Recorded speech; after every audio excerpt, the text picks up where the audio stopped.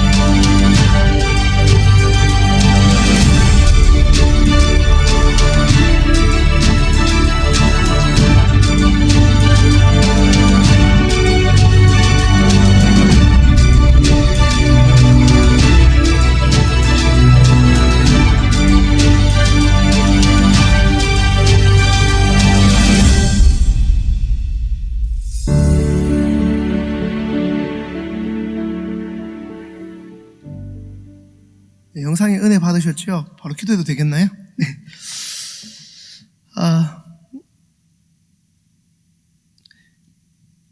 그 3대 거짓말이 있지 않습니까? 수험생들한테 물어보면 고3들이 어떻게 이렇게 시험을 잘 쳤냐고 그러면 고등학교 3학년까지 충실하게 교과 과정을 이수했다고 그렇게 했는데 다들 안 믿잖아요. 학원 열심히 다녔고 쪽지게 가야 했겠지. 근데 요즘엔 MZ 세대라 그래서 얼마나 솔직합니까?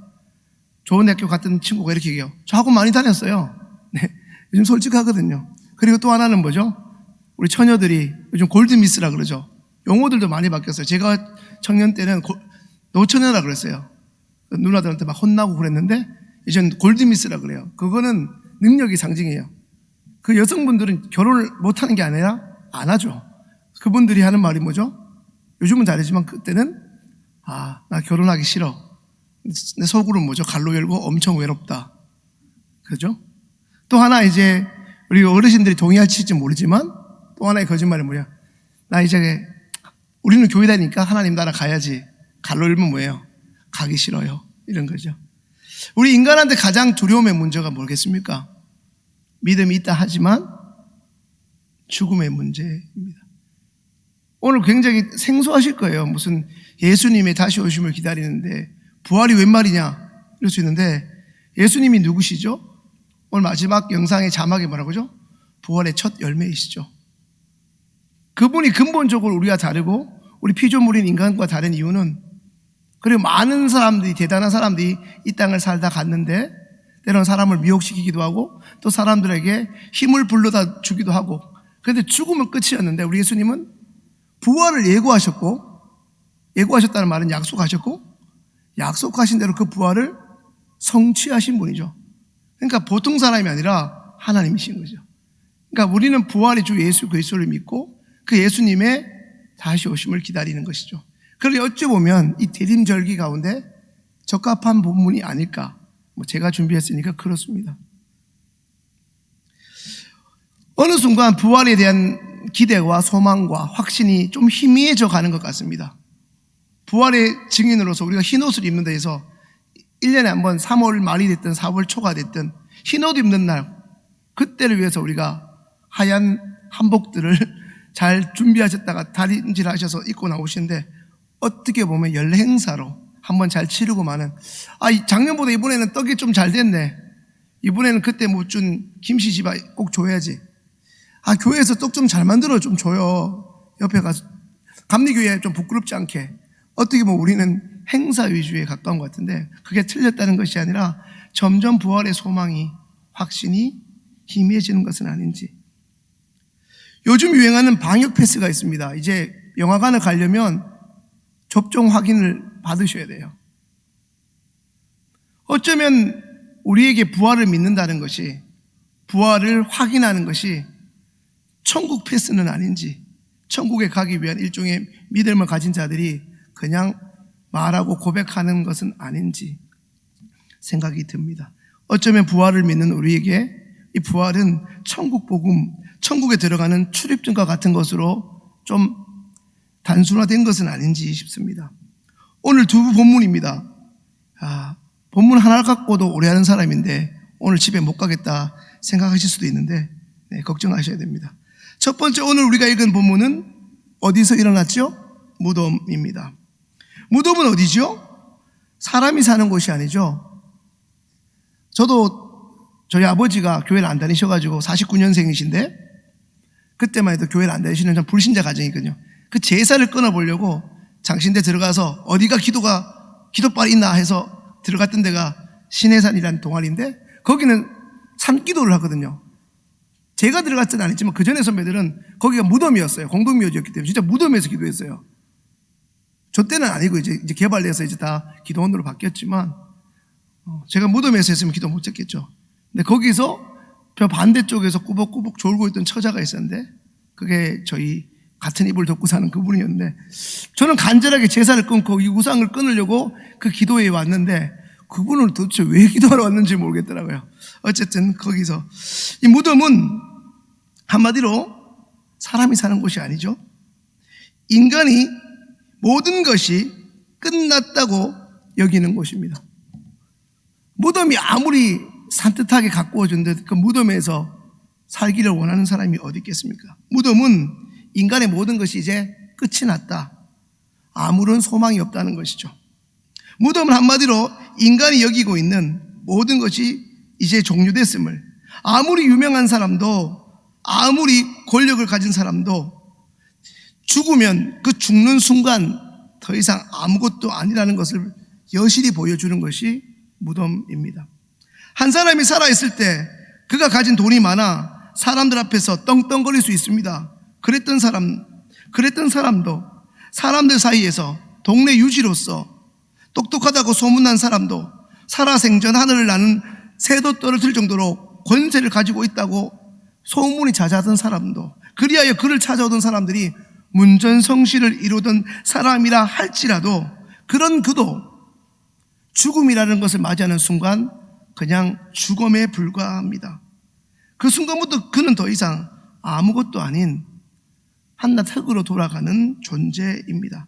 그것을 증명해 보이는 곳, 그 실험실이 무덤이라 할 수 있겠습니다. 다시 말하면 우리는 누구나 인간으로 태어나면 그에게 정해진 시간, 72세가 됐든 거의 100세 가까이 장수를 했던, 그에게 정해진 시간이라는 인생을 살다가 반드시 죽음을 맞이합니다. 이것은 빈부귀천에 상관없이 누구에게나 하루 24시간이 주어진 것과 같은 원리입니다. 기독교가 아닌 다른 종교의 창시자나 한때 세상을 호령했던 군인이나 정치 지도자들도 하나같이 다 그때가 되어 죽었습니다. 그러나 그들이 다시 살아났다는 증언이나 기록은 그 어디에도 없습니다. 살아있을 때는 사람을 두렵기도 하고 사람을 놀라기도 하고 때로는 사람을 변화시키기도 하고 감동시키기도 하지만 그 또한 죽으면 그 전에 사람들과 똑같이 한낱 시체에 불과합니다. 그들은 하나같이 죽었고 하나같이 다시 살아나지 못하였습니다. 죽음에서 다시 살아나는 것은 간절한 우리 인간의 바람이고 희망사항일 뿐 결코 우리의 능력으로 불가능한 영역입니다. 죽음은 다시 말해 인간이 가진 가장 연약함을 너무나 잘 보여주는, 인간이 정말 아무것도 아닌 흙과 같은 존재이구나 하는 것을 여과 없이 보여주는 현장입니다. 그런데 우리가 믿는 주님께서 오늘 우리가 읽은 대로, 우리가 고백한 대로 다시 살아나셨으니 얼마나 기쁜 소식이 아닙니까? 혹시나 거짓말처럼 믿지는 않지만 이제까지 그런 일이 없었고 그런 일이 없겠으나 혹시나 거짓말처럼 예수가 살아날까봐 당시 로마 군인들은 예수님이 운명하신 무덤가에서 삼엄하게 보초를 서고 있었습니다. 그리고 그 무덤가에는 예수님의 사랑을 받던 여인들이 예수님의 무덤의 주변을 맴돌고 있었습니다. 자신을 사랑하시어 하나님의 때가 되어 돌아가신 예수님의 얼굴을 한 번이라도 더 보기 위해서였겠지요. 그때 그들 앞에 나타난 천사가 말합니다. 시체가 아니신 예수님을 왜 죽은 자 가운데서 찾고 있느냐고 말입니다. 너희가 찾고 너희가 보기 원하는 우리 예수님은 거기에 계시지 않는다고 말입니다. 그렇습니다. 주님은 죽은 시체, 죽어 사늘하게 누워있는 죽음이 아니시기에 거기에 계실 이유가 없었습니다.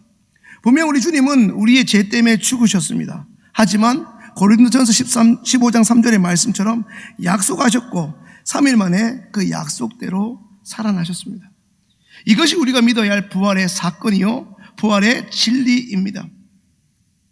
진리란 말은 어제나 오늘이나 심지어 주님이 돌아가셨던 2000년 전이나 우리가 살고 있는 이 2021년이나 변함없이 언제 어디서나 이스라엘이나 아람 땅에 저 아람 지역이나 상관없이 예수가 그리스도다, 그것이 참된 가치체계다, 그것을 말해주는 것이 진리입니다. 부활이 없다면 부활은 없는 것이기에 없는 일인데 믿는다고 말하는 것이 아니라 지금 내가 교회 다니고 권사고 장로고 목사인데 지금 여기서 부활을 안 믿는다고 하면 어려움에 처하고 이단 소리 들을까봐 무섭고 전전긍긍해서 부활을 그냥 믿는다고 치자, 이것이 아닙니다.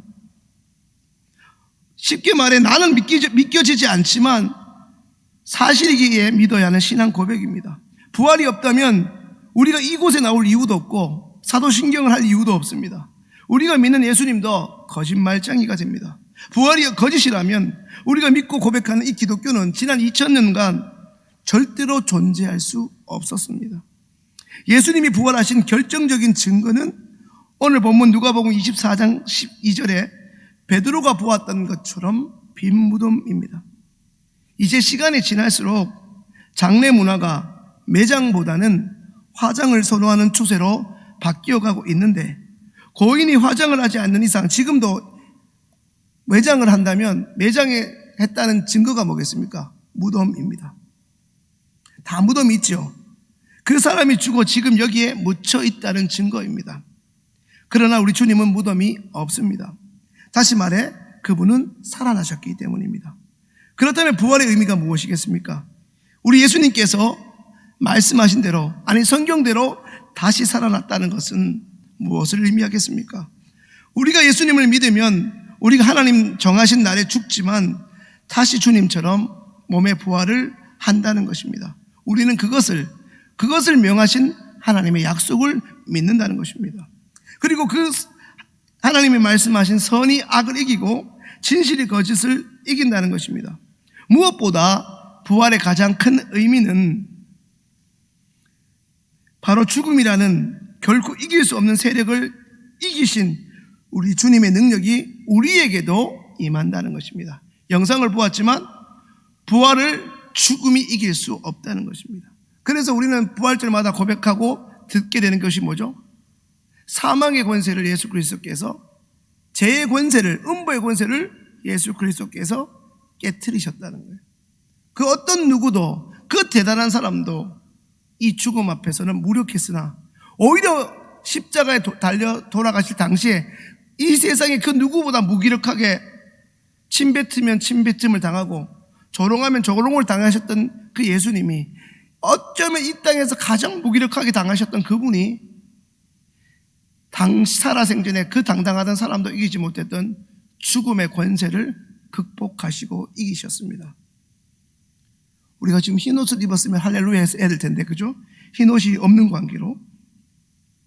그런 의미에서 부활은 능력입니다. 앞서 말씀드린 것처럼 이 세상에서 어떤 이도 이 죽음의 문제에서 자유할 수 없습니다. 저도 이제 시원성 교회 온 지가 5년이 되는데 해마다 느끼는 것은 우리 어르신들의 건강이 예전만 못하다는 것. 5년 전에는 참 건강하셨는데 어느 순간 아프셨고 그래도 금방 나으시겠지 했는데 장례식에서 뵙게 되고, 요즘에 권사님들 몇 분이 그러시더라고요. 이제 우리 차례인 것 같다. 슬프지만 언젠간 그런 날이 다 오겠죠. 저희 아버님도 돌아가실 때가 오겠고, 저는 장인어른을 3년 전에 잃었으니 장인어른보다는 많으시지만 남일 같지 않더라고요. 저도 장례를 많이 가봤지만 자기 가족이 당한 것과 다르지 않습니까? 근데 장인어른이 70 이전에 돌아가시니 죽음이 남의 문제가 아니다. 장례를 대하는 마음이 많이 다르게 됐습니다. 비록 비교적 젊지만 장례를 많이 접하면서 죽음에서 나 또한 예외가 아니다. 예전에 한번 말씀드렸죠? 저 또래 목사가 3년 전에 죽었습니다. 심장마비로. 목사입니다. 그러니 저도 건강관리를 잘하겠다. 정신이 확 드는 사건이 아닐 수 없습니다. 누구나 죽음 앞에 서 있습니다. 아니, 점점 하루하루 죽음 앞으로 다가갑니다. 좋은 의미에서 주님 만나러 가는 것이고, 주님을 믿지 않는 자에게는 그만큼 끔찍한 일이 아니겠습니까? 앞서 말씀드린 것처럼 서울대를 나와 지식이 출중한 사람이든 얼마 전에 세상을 떠난 한국의 부자의 상징인 삼성그룹의 이건희 회장처럼 돈이 많든 전혀 상관없습니다. 결국 모두 죽음 앞에서 허무한 존재입니다. 이건희가 세운 삼성병원에 있어서 유명한 의사로부터 치료는 받겠지만, 조금 생명은 연장할 수 있겠지만 하나님이 정하신 죽음을 피할 수 없습니다. 결국 모두 죽음 앞에 허무한 존재였습니다. 살아있을 때 그가 가진 권력과 그가 가진 지식과 그가 가진 명예와 그가 가진 부로 인해 사람들 사이에서 대단한 것처럼 보이나 그는 결국 때가 되면 시체로, 그리고 한 줌의 흙으로 역사의 뒤안길로 사라질 뿐입니다. 여러분, 예수님이 부활하신 것을 믿으십니까? 그렇다면 이 부활이라는 것은 어떤 의미입니까? 예수님이 왜 부활하셔야 합니까? 여러분이 믿고 있는 예수님의 부활이 그냥 지금 이 자리에 있는 우리끼리만, 세상 요 밖으로 나가면, 교회 문턱만 나가면 아무도 안 믿어주는데 우리끼리 그냥 믿고 믿는 셈 치자 하는, 믿는 것으로 퉁치는 그런 가짜입니까? 아까 말씀드린 것처럼 부활을 믿는다고 말해야 창피함을 당하지 않기 때문에 사실이라고 우기는 것입니까? 혹시 이 자리에 계신 분들 가운데 마음속으로는 오히려 예수님의 부활이 그저 교회 다니는 사람들이 지어낸 이야기라고 이야기하고 있지는 않습니까? 교회 밖에서 여러분이 믿지 않는 가족이나 친구, 주변 사람들이 여러분에게 와서 네가 믿고 있는 예수가 거짓이야. 넌 지금 잘못된 것을 믿고 있어. 예수가 다시 살아났다는 것은 순 엉터리야 라고 한다면 여러분들은 어찌 반응하시겠습니까? 그리고 어떤 대답을 해주시겠습니까? 부활의 의미를 정리하기 이전에 한 가지 먼저 정리해야 될 것이 있습니다. 그것은 복음이 무엇이냐는 것입니다. 교회를 다니면 여기 계신 여러분들 가운데 복음이라는 말 참 많이 들어봤고 여러분도 많이 전하셨을 겁니다. 교회에서 그렇게 강조하는, 목사들이 그렇게 강조하는 복음은 무엇입니까? 언젠가 복음은 기쁜 소식, 복된 소식이라고 들으셨을 겁니다. 그럼 뭐가 기쁘냐는 것입니다. 뭐가 기쁜 소식이냐는 것입니다. 다시 말해 우리가 말하는 그 복음의 내용은 뭐냐는 것입니다. 우리가 누군가로부터 선물을 받습니다. 선물 포장지 보면 좋죠. 안에 선물이 있겠구나 했는데 뜯어봤는데 아무것도 없어요. 그럼 설렘이 화가 되죠. 이 장난하나 싶죠. 보통 포장지 안에 내용물이 있기 때문입니다. 복음은 기쁜 소식인데 포장지에 비유한다면 더 중요한 것은 포장지에 쌓여있는 진짜 내용물이겠죠. 그 내용물이 뭐죠? 간단하게 두 가지로 정리할 수 있습니다. 한번 따라해 볼까요? 예수님의 죽음과 따라하기 싫으시군요. 혼자 하겠습니다. 예수님의 죽음과 예수님의 부활. 네, 예수님의 부활. 우리가 믿고 전하는 복음은 예수님이 우리를 위해 십자가에서 죽으셨다는 것과 어쩌면 언제부터인가 우리가 입번호처럼 말하고 있는 우리를 위해 살아나셨다는 것을 의미합니다. 부활의 의미를 이제 성경에서 좀 찾아보도록 하겠습니다. 부활의 의미는 쉽게 이야기해서 다시 살아나는 것입니다. 예수님은 좀 전에 본 영상처럼 우리 죄를 대신해 죽으셨습니다. 그런데 그 죽음이 이미 예언된 것이라고 고린도전서 15장은 말씀합니다. 오늘 읽지 않았지만 이미 여러분들이 성경을 벌써 30독, 20독 명예전당에 기록될 만큼 많이 읽으셔서 고린도전서 15장은 무슨 장이죠? 고린도 15장은 15장이죠. 부활장입니다. 성경대로 죽으셨다 말합니다. 이미 예수님은 하나님의 시나리오로 얘기하면 이 땅에 오는 순간 죽기로 예정됐다는 것입니다. 더 중요한 사실은 4절에 나오는 것입니다. 예수 그리스도가 다시 살아나는 것도 이미 우리에게 약속된 성경에 기록된 사실입니다. 예수님의 부활의 의미는 하나님의 말씀대로 다시 죽음으로부터 살아나심을 이루신 것에 의미가 있습니다. 하지만 부활의 의미가 그것보다 더 중요한 의미는 15장 14절, 17절, 19절에 있습니다. 한번 읽어볼까요?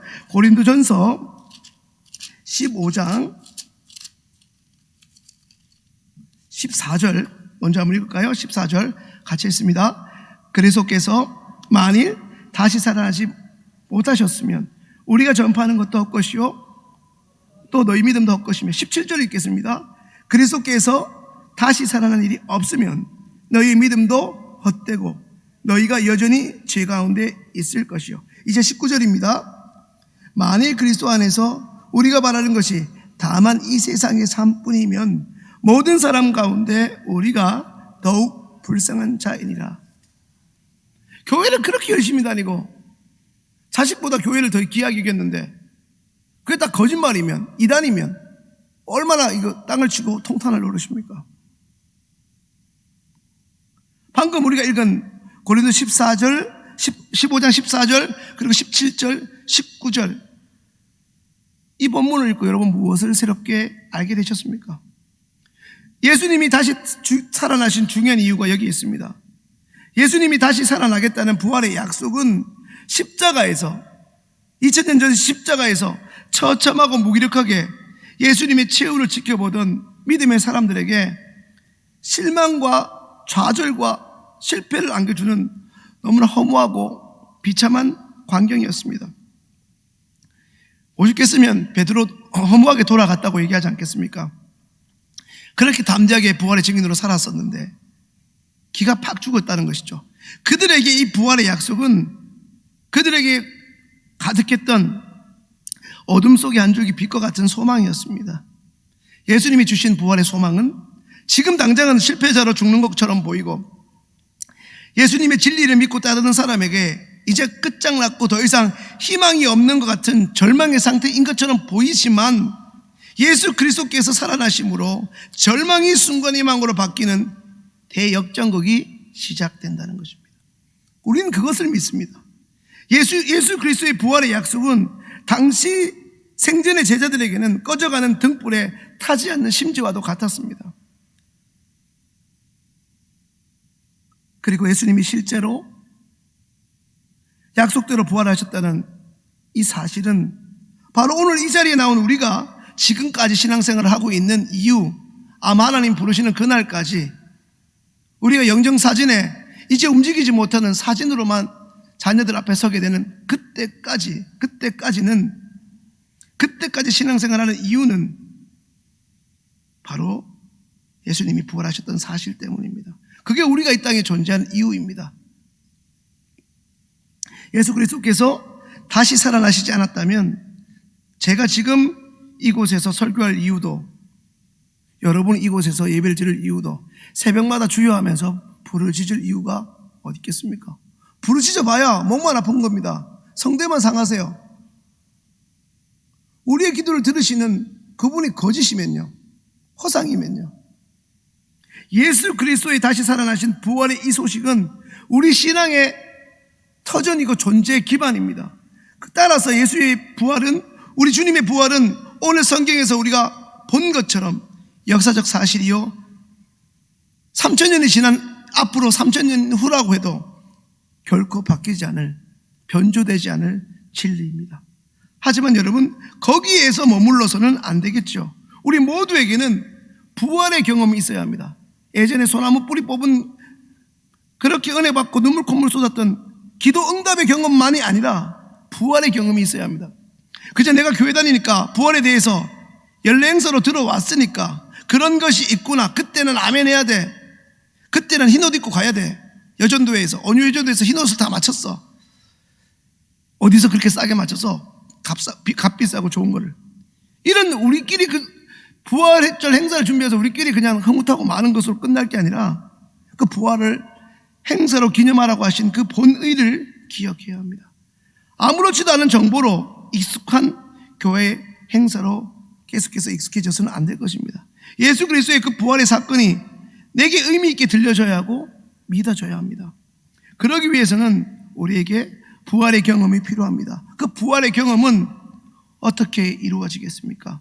하나님의 말씀을 날마다 마음에 새기고 들을 때 가능합니다.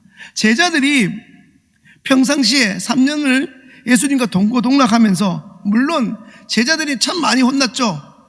너희가 믿음이 있냐 없냐, 도대체 믿음이 어딨냐, 전 믿음이 어딨냐 이거 굉장히 놀랬거든요. 믿음을 어디 장롱에 숨겨놨나? 그만큼 예수님한테 호되게 혼나고 질책받았던 제자들인데, 그 제자들도 3년 동안 들은 말씀이 있었기 때문에 십자가에 주님이 돌아가시고 주님의 약속을 의심하지 않고 믿을 수 있었습니다. 사랑하는 시온의 가족 여러분, 우리에게 주어진 매주 예배를 더 신실하게 드릴 수 있기를 바랍니다. 찬양하고 기도하고 말씀을 들을 때 몸은 약해지셨고 몸은 연약해지셔도 적극적으로 여러분 임하실 수 있기 바랍니다. 아직 우리는 이제 눈은 새하여지고 귀는 약해지지만 우리는 여전히 주님 안에서 어린아이와 같기 때문에 믿음이 장성한 분량이신 예수 그리스도의 분량대로 자라가야 하기 때문입니다. 사랑하는 시온의 가족 여러분, 부활은 분명 역사적 사실임에 틀림없습니다. 하지만 단순히 역사적 사실이기 때문에 우리가 믿는 것은 아닙니다. 우리가 부활을 믿는 이유는 그 이상의 의미를 가집니다. 예수의 부활은 우리를 사랑해서 우리 죄 때문에 죽으신 예수 그리스도의 다시 사심이 믿는 우리에게는 너무나 중요한 두 가지 이유를 가지기 때문입니다. 첫 번째, 예수님의 부활은 우리에게 처한 너무나 힘든 상황 속에서 하나님이 있으면 어떻게 나한테, 우리 공동체에 이럴 수 있지 라는 상황 속에서도 여전히 기쁨과 소망을 주기 때문에 중요합니다. 예수님의 죽음이 더 이상 저주가 아니라 그 부활을 통해 하나님의 능력이 됨을 우리는 알게 되었습니다. 그런 의미에서 부활은 기쁨입니다. 좀 전에 말씀드린 것처럼 세상에 대단해 보이는 사람도 죽음의 권세에서 이기지 못했는데, 십자가에서 매달려 아무 소리 못하시던 그분이 그 죽음의 권세를 깨트리고 우리에게 소망을 주셨기 때문입니다. 두 번째, 부활은 우리 믿음의 존재 기반 이유라고 말씀드렸습니다. 기독교는 성경에서 말하는 하나님의 약속을 믿습니다. 부활도 하나님의 약속입니다. 기도 응답만이 약속이 아니라 그 기도 응답보다 더 크신, 아브라함보다 더 크신, 성경에는 요나보다 더 크신, 야곱보다 더 크시다고 예수님을 기록하고 있지 않습니까? 우리가 구하고 바라는 그 기도 응답보다 더 크신 기도 응답보다 더 크셔야 그 기도 응답을 주실 것 아닙니까? 그 주님이 다시 사실 것을 믿는 것입니다. 우리에게 믿기 좋고 어렵고 이 문제가 아닌 하나님의 약속이기 때문에 우리는 믿고 이미 이루어진 약속이기 때문에 우리는 믿는 것입니다. 그래서 우리는 지금 예수의 부활의 증인으로 이 자리에 왔습니다. 이와 같이 너무나 분명한 부활의 의미를 알고 간직한 사람만이 부활의 증인으로서 살아갈 수 있습니다. 우리의 삶의 이유 되시는 주님의 부활을 먼저 믿고 부활의 기쁨 소식을 믿지 않는 자들에게 전할 수 있는 우리 시온의 신실한 주의 백성들 되시기를 소망합니다. 예수님이 바로 나 때문에 죽으셨으나 나의 믿음을 헛되지 않게 하시고자 약속하신 대로 죽음의 권세에서 다시 일어나셨음을 기회가 있는 대로 전하십시오. 꼭 부활절 떡과 함께 전하지 않더라도 전하십시오. 그렇게 몇 번 부활의 소식을 전하다 보면 나도 모르는 사이에 부활의 주님께서 우리에게도 은혜를 주고 계실 것입니다. 여러분 많이 들어보면, 전도 많이 하시는 우리 권사님 얘기 들어보면, 권사님 어떻게 그렇게 전도를 잘하세요? 어떻게 전도를 그렇게 즐겁게 하시냐면 하나님의 은혜 주셔서 내가 더 기뻐요라고 얘기하세요. 마치 이분하고 저분하고 다른 분인데 하나같이 마치 짜고 치는 것처럼 똑같이 얘기하세요. 아, 전도자에게 하나님이 먼저 예비된 은혜를 주시는구나, 그 구원의 확신을 가지고 전하시는구나, 그것을 그분들의 간증을 통해 구원의 확신을 눈으로 보면서 다시 한번 확인하게 됩니다. 우리가 주님의 부활을 믿는 이유가 거기에 있습니다.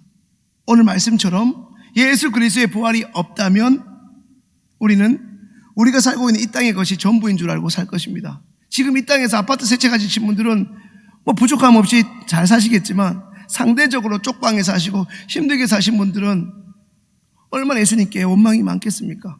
교회 다니면서도 비교하면서 살고. 그러나 여기가 다가 아니고 우리 모두에게는 이 땅을 털고 하나님 나라에서 만날 하나님이 예비하신 본향이 있지 않습니까? 예수님 모르는 사람이 돈을 믿고 사는 것처럼 삽니다. 그게 전부인 줄 알고 삽니다. 마치 자기는 절대 죽지 않을 것처럼 삽니다. 그러다가 죽습니다. 누가복음 13장에 그 어리석은 부자를 여러분도 아시지 않습니까? 예수 믿는다고 하면서 우리도 그 어리석은 부자처럼 산다는 것입니다. 나만 똑똑한 줄 알고 내 주변의 모든 사람은 자기보다 모자른 줄 알고 혼자 교만하다가 죽는 것입니다. 돈이 필요 없다는 것이 아니라 그것이 우리에게 전부가 될 수 없다는 말씀입니다. 예수의 부활을 믿는 사람에게 우리의 연약함은 더 이상 끝이 아닙니다. 죽음에서 이기신 우리 주님의 능력이 나를 감싸고 함께 하시기에 그 부활의 주님의 능력을 경험한 사람들은 새로운 삶이 시작됩니다. 이전에 보지 못했던 주님의 마음으로 내 주변의 사람들을 보기 시작합니다. 나랑 가깝고 나에게 좋은 얘기만 한 사람만 옆에 두는 것이 아니라 나를 힘들게 한 사람도 나를 사랑하시는 주님이 그도 사랑하시지라는 것을 깨닫습니다. 그런데 우리는 종종 잊어버립니다. 하나님이 나만 사랑한다고 착각할 때가 많습니다. 결코 그렇지 않습니다. 하나님이 그도 사랑하시고 나만 위해서 이 땅에 오신 것이 아님을 우리는 기억해야 할 것입니다. 사랑하는 여러분, 어떤 문제로 괴로워하고 힘들어하고 계십니까? 그렇다면 부활의 주님을 만나십시오. 부활의 주님의 소망의 말씀을 다시금 붙드십시오. 그분이 예수님이 돌아가시고 터덜터덜 내 인생 끝났구나 했던 베드로에게 나타나셨습니다. 그리고 500의 고린도전서에 보면 500의 형제에게도 나타나셨습니다. 단순히 베드로에게 나타난 것이 아니라 많은 무리에게도 나타나셔서 내가 너희에게 신이 약속한 대로 죽음을 이기고 나타났다 말씀하십니다. 오늘 말씀을 어찌 부활절에만 묻어두고 믿으시려 하십니까? 부활의 감격이 희미해지신 분들 부활의 주님을 붙잡을 수 있게 되기를 바랍니다. 사랑하는 여러분, 예수 그리스도께서 새로운 인생, 영생을 우리에게 이미 선물로 주셨습니다. 예수 그리스도가 아니면 우리는 여전히 죄 가운데 있을 것입니다. 죄가 죄인지도 모르고 살았을 겁니다. 아마 이 땅의 삶이 다인 줄 알고 돈에 취해 살고 명예에 취해 살았을 것입니다. 그러나 그것이 아님을 알고 사는 것이 얼마나 복된 일입니까, 여러분? 지금 우리는 예수님이 부활하셨다는 이 놀랍고도 기쁜 소식을 전하고 있고 듣고 있습니다. 이제 저와 여러분들이 해야 할 일이 있습니다. 먼저는 지금 여러분들이 예수 그리스도의 부활을 믿는 것입니다. 믿지 못하는 것을 우리가 어찌 전할 수 있겠습니까? 전도하기 싫은데 전도하라고 하는 것만큼 곤욕이 어디 있어요? 여전도 회장은 대기 성령 충만해서 전하고 싶은데 진짜 저 아줌마는 나는 안 믿겠는데 왜 자꾸 전도하라고 하자. 그만큼 힘든 게 없거든요. 예수 그리스도의 부활이 신앙생활하는 우리에게 먼저 믿어져야 합니다. 예수 그리스도의 부활 그런 건 모르겠고 빨리 내 자식이 결혼해야 돼. 그것 때문에 새벽기도 나와 있다면 얼마나 힘들겠습니까?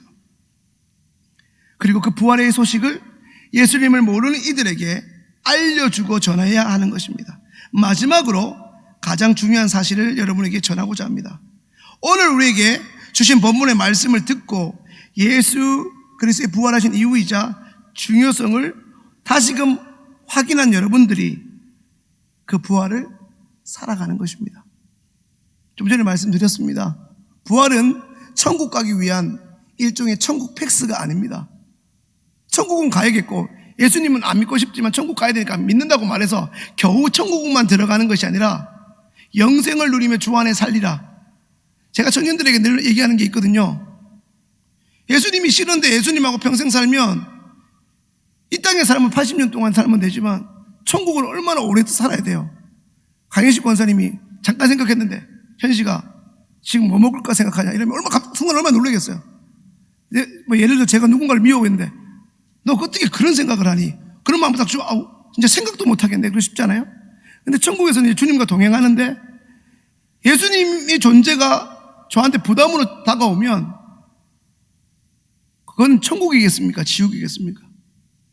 예수님을 이 땅에서 누리고 진짜 천국 갔을 때는 예수님과 동행함이 기뻐야 되지 않겠습니까? 그렇다면 우리는 이곳에서 천국을 연습하는 삶을 살아야 됩니다.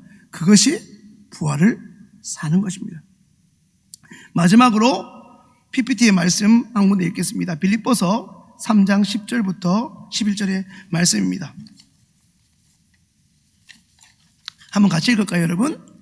내가 바라는 것은 그리스도를 알고 그분의 부활을 능력을 깨닫고 그분의 고난에 동참하며 그분의 죽으심을 본받는 것입니다. 그리하여 나는 어떻게 해서든지 죽은 사람들 가운데서 살아나는 부활에 이르고 싶습니다. 이것은 빌립보서라는 옥중서신을 감옥에서 썼던 바울이 늘 고대했던 기도 제목이자 성도들 향한 기도 제목이었습니다. 부활을 고대했던 바울의 간절한 마음이 오늘 이 예배에 나오신 하나님의 아들, 딸이신 여러분의 신앙 고백과 같은 삶이 될 수 있기를 간절히 소망합니다. 여러분이 계신 그곳에서 부활에 이르는 부활의 삶을 살아가는 저와 여러분 될 수 있게 되기를 바랍니다.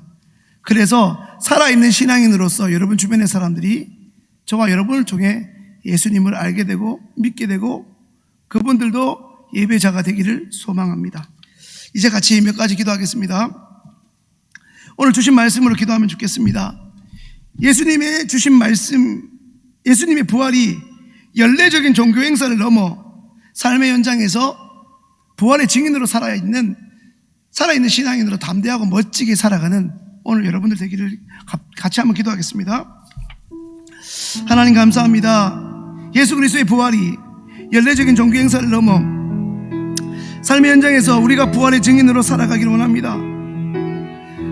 끝간데 없이 욕심을 부리고 우리가 세상에서 잘되고 세상에서 덩덩거리고자 예수의 능력을 힘입고자 기도하고 봉사하고 신앙생활하는 것이 아니라 예수의 말씀을 살아내고 예수가 말씀하신 예수님 말씀하신 것을 온전히 믿고 그 믿음을 가진 자로서 살아가는 부활을 살아가는 자들로 살아갈 수 있기를 소망합니다.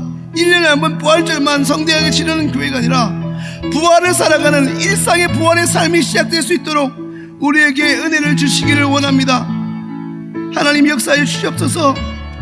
부활절 행사에 익숙한 자가 아니라 부활의 소망을 가지고 온전한 부활을 믿고 부활의 능력을 가지고 슬픔 가운데밖에 없는 우리 삶의 현장에서 소망이신 예수 그리스도를 붙잡고 예수 그리스도가 전부인 인생을 살아가는 우리 시온의 가족들 되기 원합니다. 부활의 증인으로서 새롭게 구원의 확신을 더하여 주시옵소서. 정말 멋지게 이 땅에서 누리는 것이 아무것도 없지만 입만 열면 예수 그리스도의 희생과 예수 그리스도의 섬김이 우리의 손과 발로 증명되어지는 인생을 살아가는 오늘 우리 권사님들 삶 될 수 있도록 은혜를 더하시고, 오늘 장로님들 오셨습니다. 장로님 삶들이 나의 영향력을 극대화한 것이 아니라 나는 죽고 나를 통해 예수 그리스도를 증명하는 인생, 나를 통해 예수 그리스도를 드러내 보이는 인생들 살 수 있도록 하나님 은혜를 주시옵소서. 그리하기 위해서 우리에게 영을 더하여 주셔서 안에 우리의 죄된 것과 우리의 미움과 우리의 악한 것들이 오늘 십자가 앞에서 다 죽어지고 예수의 소망, 예수님이 원하시는 그 가치와 예수님의 그 말씀의 정신과 그 팔복의 정신과 하나님 성령의 열매들이 이제 우리가 덤으로 사는 인생, 하나님 부르시는 그날까지 그렇게 하나님 앞에 드려지는 인생들 살아갈 수 있도록 은혜를 더하여 주시옵소서. 하나 더 기도하겠습니다. 우리의 삶의 자리에 주님의 부활의 능력이 나타나 실패와 고통과 두려움이 감사와 기쁨과 소망과 확신으로 바꿔질 수 있도록 이를 위해서 한번 같이 기도합시다. 하나님, 예수님이 죽으시고 제자들은 무서워 떨었습니다. 절망에 떨었고 이제 끝이구나, 예수님의 말씀은 진짜가 아니었구나 하는 찰나에 3일 만에 그들의 절망의 자리에, 그들의 생활의 현장에 아무런 소망이 없는 그 답답함의 자리에 나타나셨습니다. 오늘까지 우리의 실패와 절망과 고통과 두려움이 주님의 능력이, 주님의 부활의 능력이 나타나 이 땅의 그 어떤 누구도 세상적으로는 돈으로 자랑할 수 있고 돈으로 다른 사람들을 협박할 수 있고 권력으로 누군가를 이용할 수 있지만 그도 죽으면 아무것도 할 수 없는 시체에 불과한 우리가, 그런 죽음의 두려움을 가진 우리에게 예수의 부활의 능력이 나타나 우리의 입술에서 감사가 회복되고 우리의 심령 속에 기쁨이 넘치고 하나님 말씀이 소망으로 여겨지고 구원의 확신이 새롭게 쏟아나는 놀라운 역사가 있기 원하오니 하나님의 놀라운 은혜를 허락하여 주시기를 원합니다. 시온성 공동체를 위해서 기도하겠습니다.